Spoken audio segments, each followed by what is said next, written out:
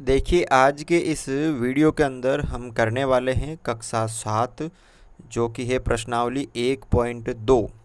उसका question number 1 है कि ऐसा पूर्णांक युग्म लिखिए जिसका आपको एक पूर्णांक युग्म एक जोड़ा बनाना है दो पूर्णांकों का।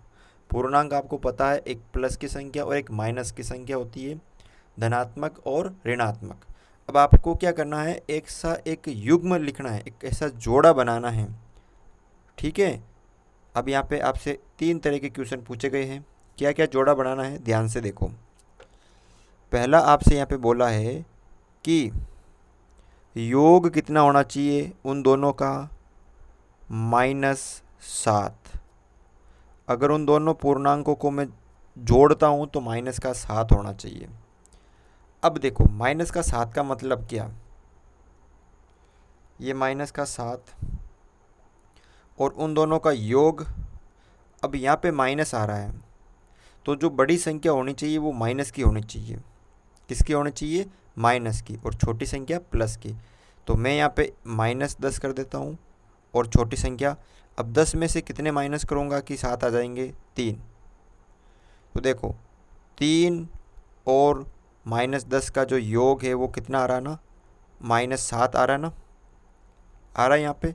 तो आप कह सकते हो कि यहाँ पर उत्तर क्या होगा इसका, -10 व 3। ये आपके दो क्या हो गए, पूर्णांक हो गए। दूसरा है कि उनका जो अंतर है दो पूर्णांकों का वो -10 होना चाहिए।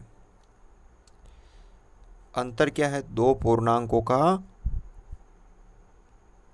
अंतर वो -10 होना चाहिए। -10 हो या है। अब देखो, अंतर का मतलब होता है माइनस करना, और कितना होना चाहिए, -10। कैसे, अगर मैं मान लीजिए एक माइनस की संख्या ले लूँ और दूसरी माइनस की ले लूँ तो माइनस माइनस प्लस हो जाएगा। तो यहाँ पे अगर मैं एक माइनस की लेता हूँ, मैं -6, और ये प्लस की लेता हूँ मैं 4। तो देखो, -6 और -4, ये प्लस की 4 का जो अंतर है वो कितना हो गया, -10 हो गया। तो यहाँ पे पूर्णांक क्या होगा, एक तो -6 व +4। इन दोनों का जो अंतर है वो कितना आ जाएगा, आपके -10 हो जाएगा। तीसरा है आपसे कि ऐसे दो पूर्णांक लेने जिनका योग जो है वो कितना हो, 0 हो। बिल्कुल सरल है। सी, योग क्या होना चाहिए, 0 हो।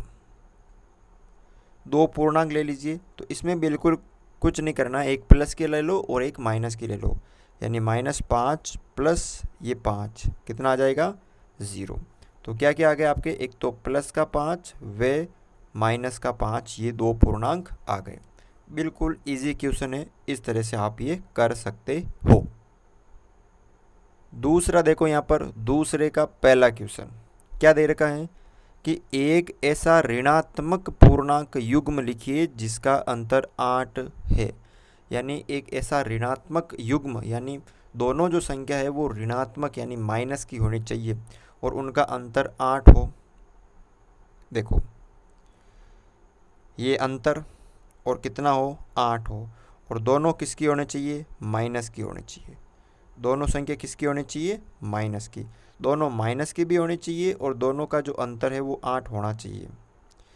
तो अब यहाँ पे ये माइनस माइनस क्या हो जाएगी, प्लस हो जाएगी। तो हमें प्लस की संख्या चाहिए। अगर अब देखो, ये अगर 10 करूँगा तो 10 में से 2 माइनस करूँगा तभी तो 8 आएगा ना। देखो, -2 माइनस माइनस +10 बराबर 8 आ गए यहाँ पर।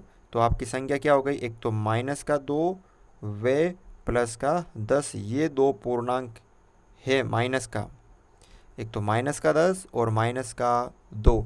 इन दोनों का जो अंतर है वो कितना है, 8 होगा।